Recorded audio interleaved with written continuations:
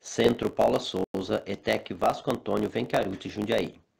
Somos o grupo formado por Daniel Manuel, Letícia Andrade, Juliane Bittencourt, Moisés Roseira e Edson Sales, cursando o terceiro J de saneamento.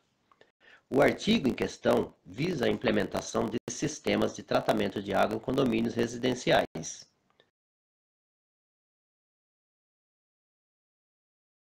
Para o desenvolvimento do artigo, foi feito um estudo de caso em um condomínio onde já existe esse tratamento, visto que, para a implementação de uma ETA, é necessário avaliar, estudar vários fatores para que tenhamos um bom funcionamento e eficiência do sistema.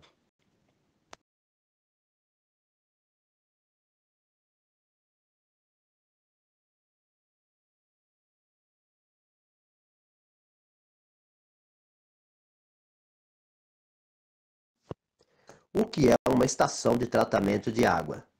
Uma estação de tratamento de água, a ETA, ela é um espaço físico onde, através de equipamentos e produtos, é feita a adequação de água para os padrões de potabilidade dentro das legislações vigentes.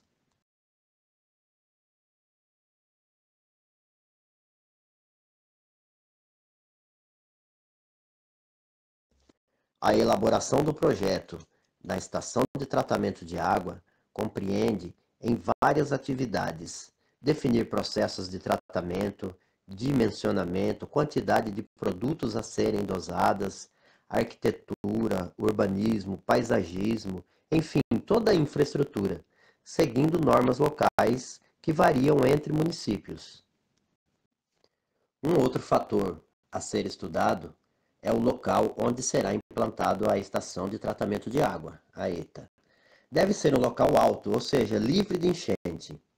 Quando a ETA for de grande porte, deve-se existir um bom acesso até ela, com algumas regras de limites padronizadas por legislação.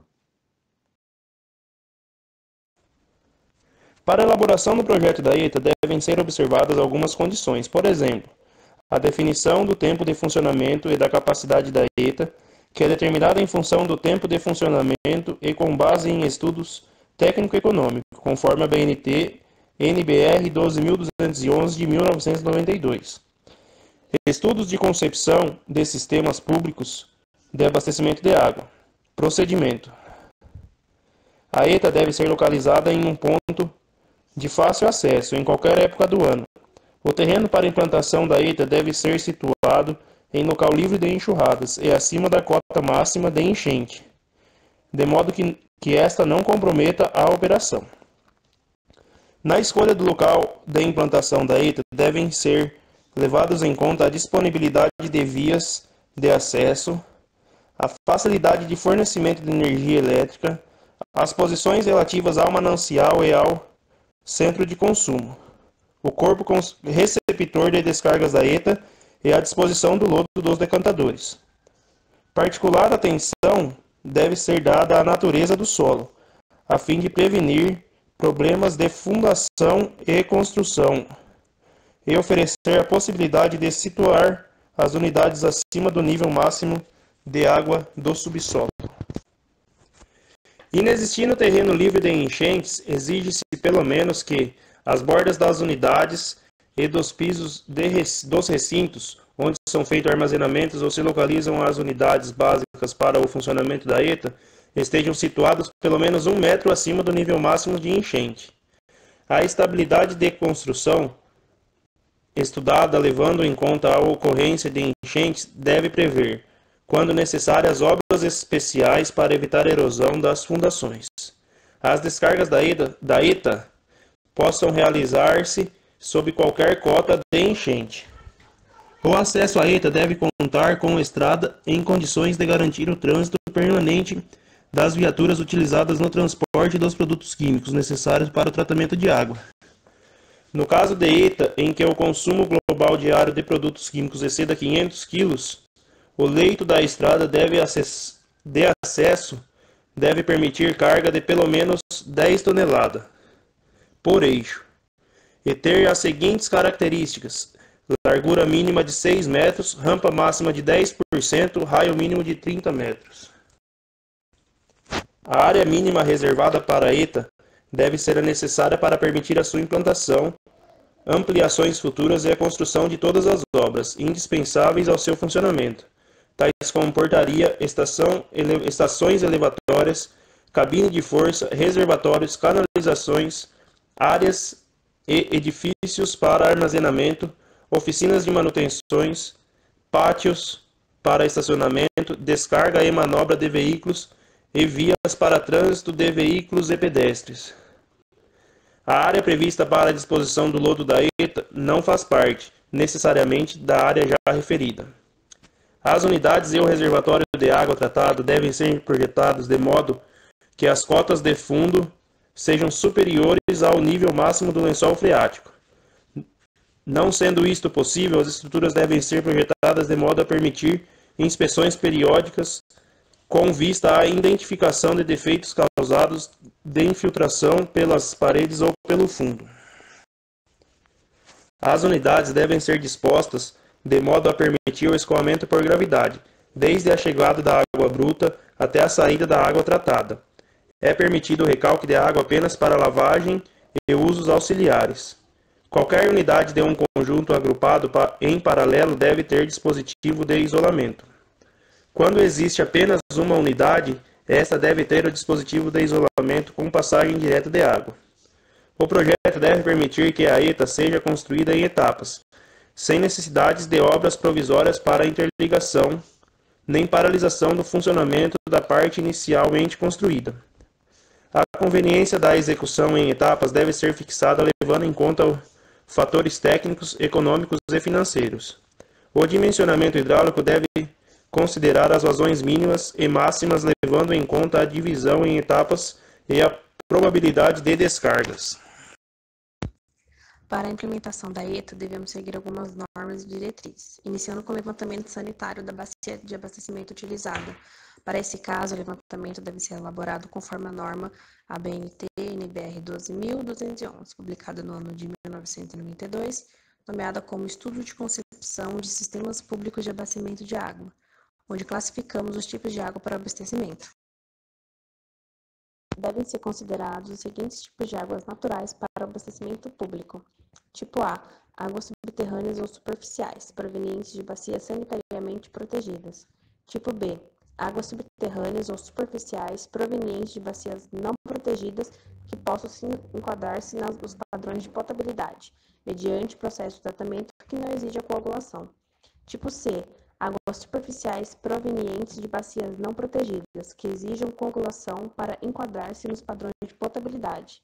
Tipo D, águas superficiais provenientes de bacias não protegidas, sujeitas a fontes de poluição que exijam processos especiais de tratamento, para que possam enquadrar-se nos padrões de potabilidade.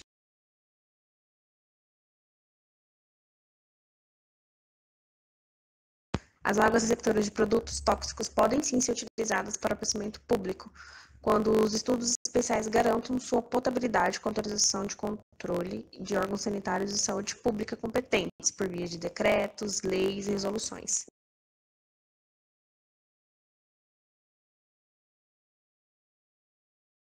Há um tratamento mínimo necessário para cada tipo de água, sendo eles a desinfecção e correção do pH, decantação simples para as águas contendo sólidos sedimentáveis, quando, por meio desse processo, suas características se enquadram nos padrões de potabilidade, ou infiltração, procedida ou não da decantação das águas de turbidez natural, medida na entrada do filtro, sempre inferior a 40 unidades nefolométricas de turbidez, UNT ou NTU, e com cor inferior a 20 unidades referidas aos padrões de platina. Coagulação seguindo ou não de decantação, filtração em filtros rápidos, desinfecção e correção do pH, novamente. Tratamento mínimo tipo C, o tratamento complementar apropriado a cada caso.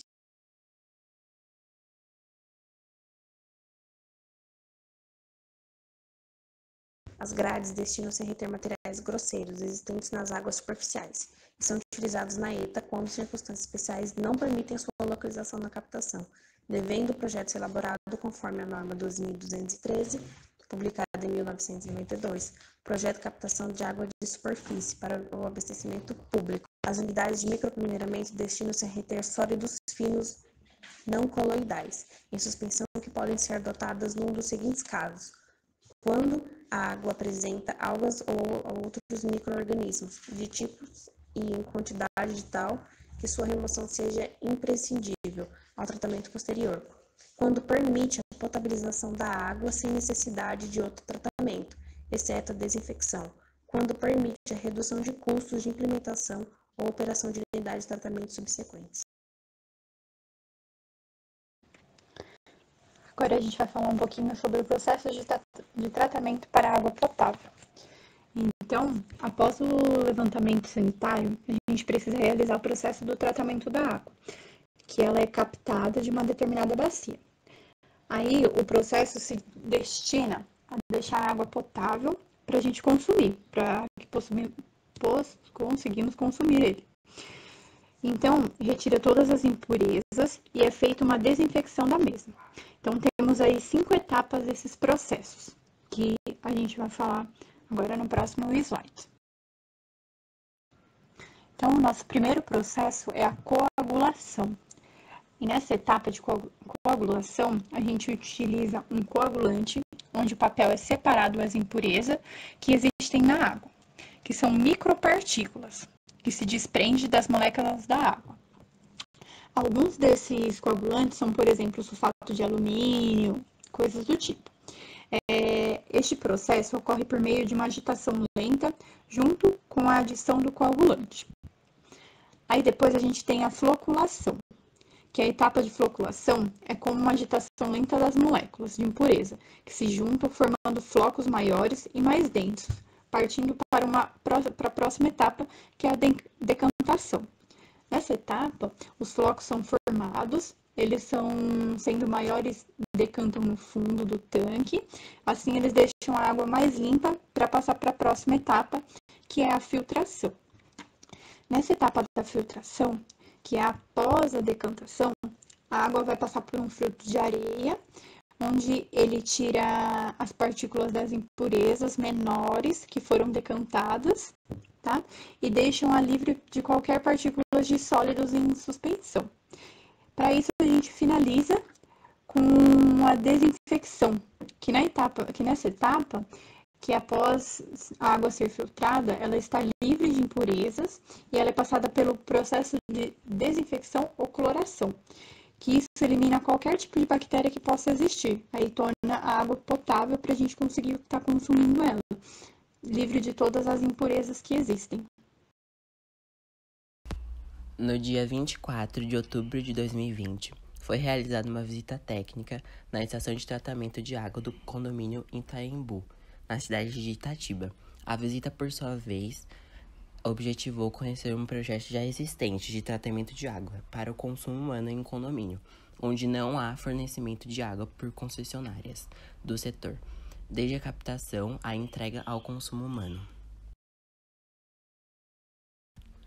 Por fim, a implantação de uma estação de tratamento de água em condomínios destinados a locais onde não há um abastecimento por concessionárias do setor, para assim obter uma padronização da qualidade de água, que é destinada a todas as residências, oferecendo maior segurança para o consumo de água potável e evita que cada residência tenha seu próprio poço, que afeta o lençol freático, por conta de muitas escavações em diversos pontos de uma área pequena. Em resumo, o tratamento de água, que envolve o consumo de energia elétrica, a utilização de produtos químicos e técnicos, que são especializados, que trabalham 24 horas o ano inteiro, para se ter a água potável e obter a necessidade de higiene, conforto e bem-estar aos seres humanos. A água contaminada é um poderoso veículo de transmissão de doenças. As doenças relacionadas com a água têm diversas origens e são causadas principalmente por bactérias, vírus ou outros parasitas.